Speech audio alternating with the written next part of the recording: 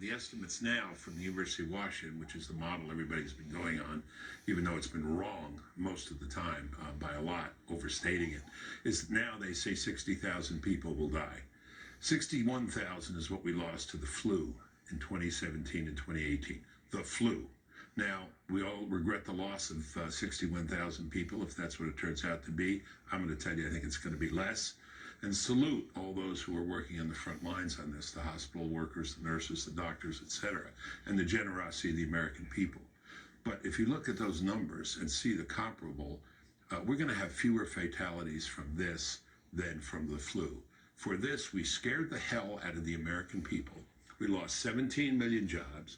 We put a major dent in the economy. We closed down the schools. You heard Dr. Oz say we probably didn't have to do that. Shut down the churches and so on.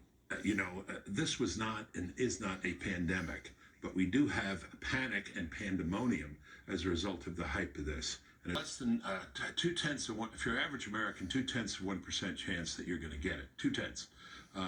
And if you get it, you have a 98% chance of recovery. These things are very rarely heard out there. As Dr. Oz was just saying, people with the comorbidities who have, heart disease, who have very high blood pressure, who are 75 years old. I'm in my 70s.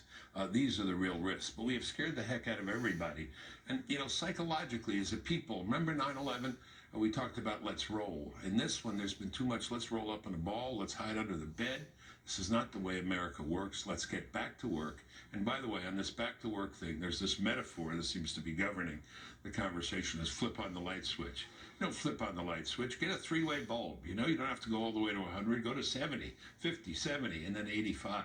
But, the country has suffered enormously. To say nothing of what has occurred as a result of the shutdown in terms of fatalities. 300% increase in the suicide hotline. Big increase in opioid epidemic. How much domestic violence? Child Protective Services can't get to people's houses. There are real costs to panic and pandemonium.